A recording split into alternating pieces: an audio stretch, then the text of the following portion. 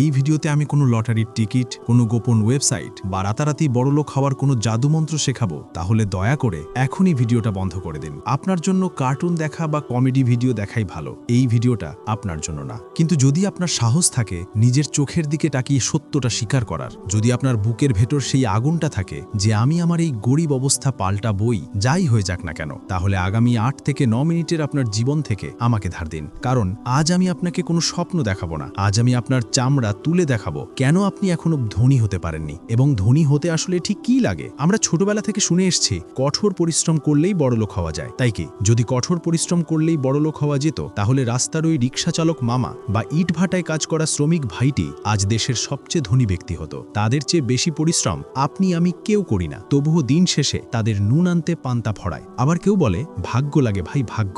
সত্যি? তাহলে কেন লটারি জেতা 70% মানুষ মাত্র 3 বছরের মধ্যে আবার গরিব হয়ে যায়? ভাগ্য তো তাদের ছিলই, টাকা তো তারা পেয়েছিল, তাহলে সেটা থাকলো না কেন? তার মানে ধনী হতে শুধু পরিশ্রম বা ভাগ্য লাগে না, অন্য কিছু লাগে। এমন একটা উপাদান যা 95% মানুষের নেই। সেই উপাদানটা কি, সেটাই আজকের ভিডিওতে আমরা হাড় কাটা বিশ্লেষণ করব। আজকের পর আপনার কাছে বড়লোক হওয়ার সংজ্ঞাটাই বদলে যাবে। চলুন আসল খেলাটা শুরু করি। সবার আগে বুঝতে হবে গরিবই আসলে পকেটে থাকে না, গরিবই থাকে আমাদের মগজে। ধনী হতে সবার আগে লাগে কনজিউমার মাইন্ডসেট থেকে বের হয়ে প্রডিউসার মাইন্ডসেটে আসা। ব্যাপারটা বুঝিয়ে বলি। আপনার পকেটে যখন 5,000 টাকা আসে, আপনার মাথায় প্রথম চিন্তাটা কি আসে? সত্যি করে বলুন তো। আপনার মাথায় আসে এই টাকাটা দিয়ে কি কেনা যায়, একটা ভালো জুতো নাকি রেস্টুরেন্টে গিয়ে বিরিয়ানি। এটাই হলো গরিবের মাইন্ডসেট, কনজিউমার বা ভোক্তা মানসিকতা। টাকা পেলেই সেটা খরচ করার প্ল্যান করা। আর একজন ধনী মানসিকতার মানুষ কিভাবে জানেন? তার পকেটে 5,000 টাকা আসলে সে ভাবে এই টাকাটা আমি কোথায় খাটাতে পারি, কিভাবে এই 5,000 টাকাকে 6,000 টাকায় রূপান্তর করা যায়। সে ভাবে উৎপাদনের কথা, ইনভেস্টমেন্টের কথা। আমাদের সমাজের সবচেয়ে বড় সমস্যা হলো আমরা ধনী হতে চাই না, আমরা ধনীর মতো দেখাতে চাই। পার্থক্যটা বুঝুন। আইফোন 15 হাতে নিয়ে ঘুরলে আপনাকে বড়লোক দেখাবে, কিন্তু আপনি আসলে বড়লোক হলেন না, বরং আপনি 1,50,000 টাকা গরিব হলেন। বড়লোক হওয়ার প্রথম শর্ত হলো শো অফ বা লোক দেখানো বন্ধ করা। আপনি কি জানেন ওয়ারেন বাফেট বা মার্ক জাকারবার্গ কেন সাধারণ টি শার্ট পরে ঘোরেন? কারণ তাদের কাউকে প্রমাণ করার প্রয়োজন নেই যে তারা ধনী। কিন্তু যার পকেটে টাকা নেই সে ধারে বাইক কিনে প্রমাণ করতে চায় আমিও কম না। এই যে অন্যকে ইমপ্রেস করার রোগ, এটা ধনী হওয়ার রাস্তায় সবচেয়ে বড় বাধা। ধনী হতে হলে আপনাকে নির্লজ্জ হতে হবে। লোকে কি বলল, সমাজ কি ভাবল, এই চিন্তা যেদিন ডাস্টবিনে ফেলে দিতে পারবেন, সেদিন থেকে আপনার ব্যাংক ব্যালেন্স বাড়া শুরু হবে। মনে রাখবেন, বিল গেটস যখন মাইক্রোসফট শুরু করেছিলেন, তিনি কলেজ ড্রপ আউট ছিলেন। লোকে তাকে নিয়ে হাসাহাসি করত।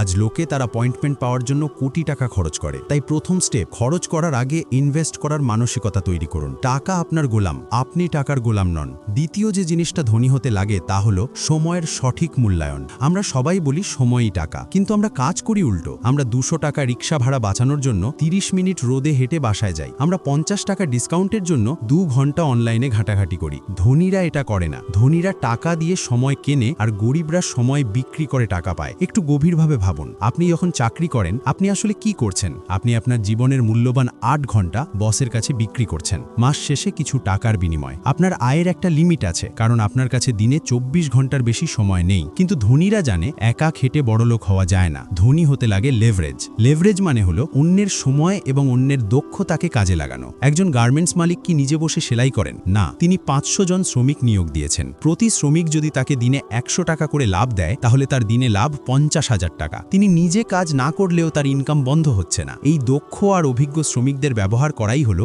সঠিক লেভারেজ করা। তাই আপনার ধরনের কি কাজ আছে সেটা দেখুন। আপনি যদি দিনের অবস্থায় শারীরিকতা সহায়তা করেন বা কোম্পানির মালিক বানান, তাহলে আমি আশা করব আপনার কোনো স্ট্রোক বা ডায়াবেটিস হবে না। আপনার নিয়ম অনুযায়ী ব্যায়াম করুন আর আপনার শরীরের কিছু সহায়তা করুন, যেন আপনি ভালোভাবে বেঁচে থাকতে পারেন। আর মনে রাখবেন, সফল হলে সবাই আপনার সাথে থাকবে। আপনাকেও এই লেভারেজ শিখতে হবে। আপনাকে এমন কোনো সিস্টেম তৈরি করতে হবে যা আপনি ঘুমিয়ে থাকলেও আপনার জন্য টাকা বানাবে। সেটা হতে পারে একটা ব্যবসা, একটা ইউটিউব চ্যানেল, স্টক মার্কেটে ইনভেস্টমেন্ট, অথবা কোনো ডিজিটাল প্রোডাক্ট। যতদিন আপনি ঘন্টা অনুযায়ী টাকা আয় করবেন, ততদিন আপনি দৌড়ের উপর থাকবেন। যেদিন আপনি রেজাল্ট অনুযায়ী বা সিস্টেম অনুযায়ী আয় করবেন, সেদিন আপনি মুক্তির স্বাদ পাবেন। ধনী হতে হলে আপনাকে আপনার ফিজিক্যাল উপস্থিতি ছাড়াই টাকা আয়ের রাস্তা বের করতে হবে। এটাকে বলে প্যাসিভ ইনকাম। এবার আসি তৃতীয় এবং সবচেয়ে প্র্যাকটিক্যাল পয়েন্টে।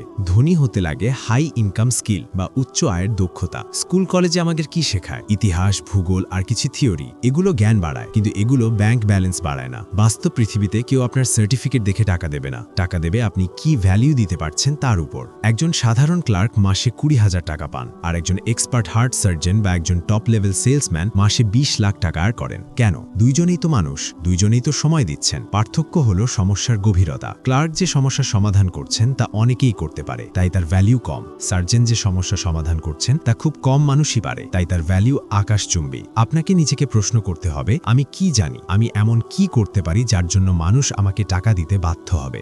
বর্তমানে কিছু হাই ইনকাম স্কিল হলো sales, coding, digital marketing, video editing, public speaking, content creation. এর যে কোনো একটা স্কিল যদি আপনি মাস্টার করতে পারেন, আপনাকে আর চাকরির পেছনে ঘুরতে হবে না। মনে রাখবেন, আপনি ততক্ষণ পর্যন্ত গরিব থাকবেন যতক্ষণ আপনি এমন কাজ করবেন যা আপনাকে সহজেই রিপ্লেস বা পরিবর্তন করা যায়। নিজেকে এমনভাবে তৈরি করুন যেন আপনাকে রিপ্লেস করতে গেলে কোম্পানির মালিকের ঘাম ছুটে যায়। Be indispensable.